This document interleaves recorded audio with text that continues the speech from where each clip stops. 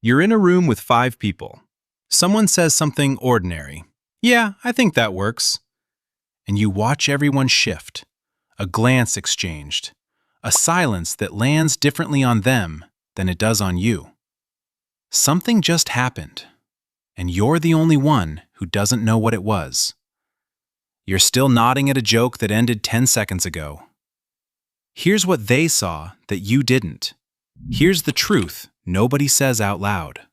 People who read others instantly aren't psychic. They're not more intelligent. They just know what to look for. Most people think reading others is a talent you're born with. It's not. It's a set of signals anyone can learn. Your brain already has the equipment. Thin slicing, pattern recognition, embodied perception. You just haven't been shown what to look at. And once you know what to look for, everything changes. Let's start with the eyes. Psychologists call it thin slicing. Your brain's ability to form an accurate read on someone from just a few seconds of observation. The term comes from a 1992 study by Nalini Ambady and Robert Rosenthal. They found that judgments made in 2 seconds were just as reliable as judgments made after 5 minutes. Your brain isn't guessing. It's running pattern recognition faster than conscious thought can catch up. And the eyes are where the richest data lives. Here's what most people miss. When someone genuinely smiles, the muscle around the eye, the orbicularis oculi, contracts involuntarily. You can't fake it on command. The mouth smiles, the eyes smile, or the smile isn't real. And there's more. When someone accesses a memory, their eyes shift in a specific direction, up and to the left for most right-handed people. When they're constructing an answer, building something new, the eyes go the other way, up and to the right. Is this foolproof? No, but it's a window. And once you start noticing it, you'll realize how often people's eyes tell a different story than their words. But here's the important part most people get wrong. Thin slicing isn't a superpower. It's not about catching people in lies or winning arguments. It's about seeing what's already there. When someone's eyes don't match their words, they're not necessarily lying to you. Sometimes they're protecting themselves. Sometimes they don't even know the mismatch is there. And if you've ever been the person who noticed the mismatch, who saw the flicker behind someone's smile when nobody else did, that's not a flaw. That's your brain thin slicing before anyone taught you what it was called. Now the body. There's a concept in psychology called embodied cognition. It means your body and mind aren't separate systems. They're a loop. What you feel changes how you hold yourself.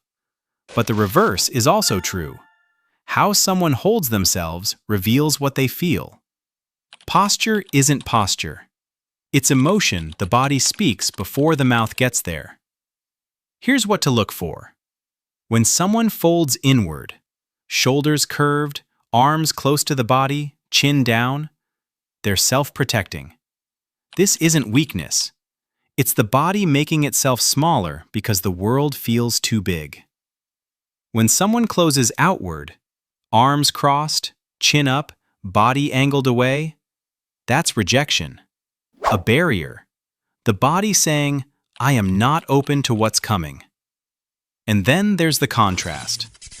Open palms, shoulders back but relaxed, weight balanced between both feet. This isn't just confidence, this is safety. The body only opens when the brain feels secure. An open palm is a signal that predates language by millions of years. It says, I'm not holding a weapon, I'm not a threat, you can see my hands.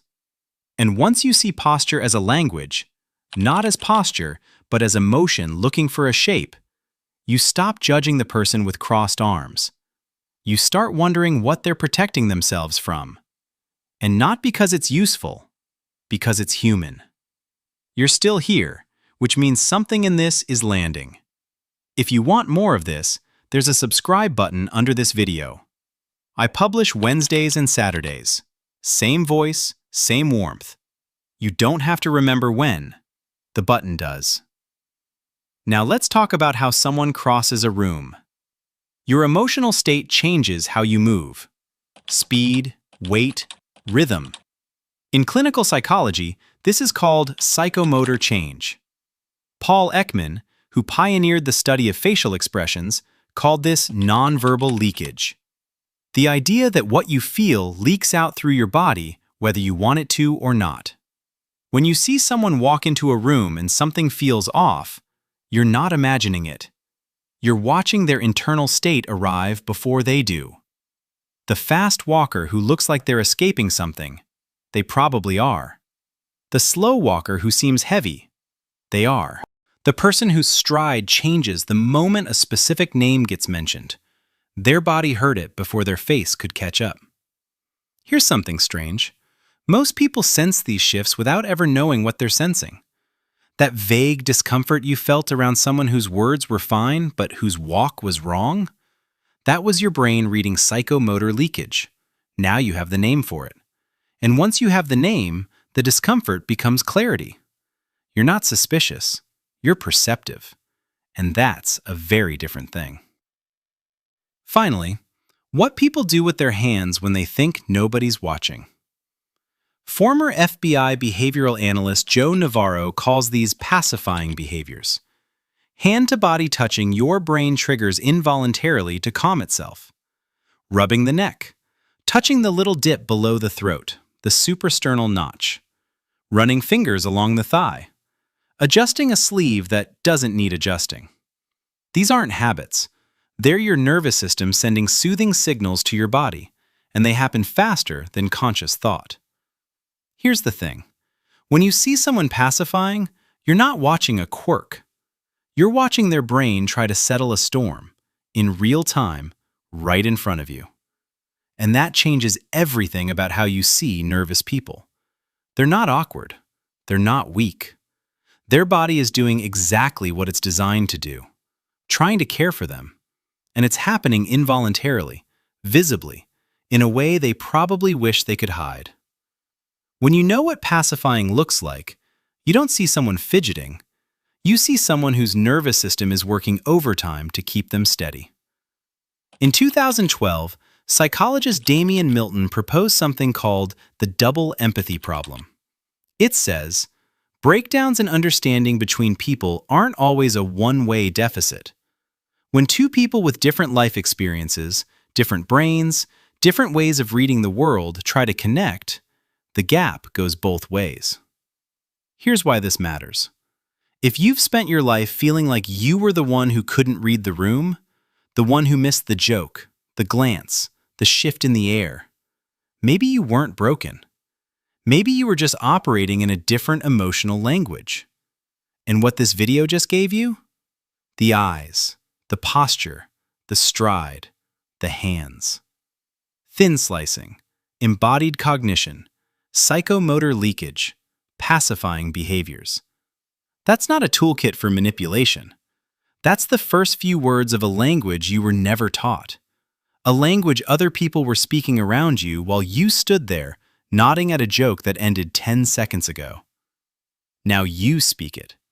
Not to control people, not to win, but to finally see them. Really see them. In a way most people never bother to. And once you do, you'll just want to understand them. I publish Wednesdays and Saturdays. Subscribe if you want more of this. Milk and honey for your soul.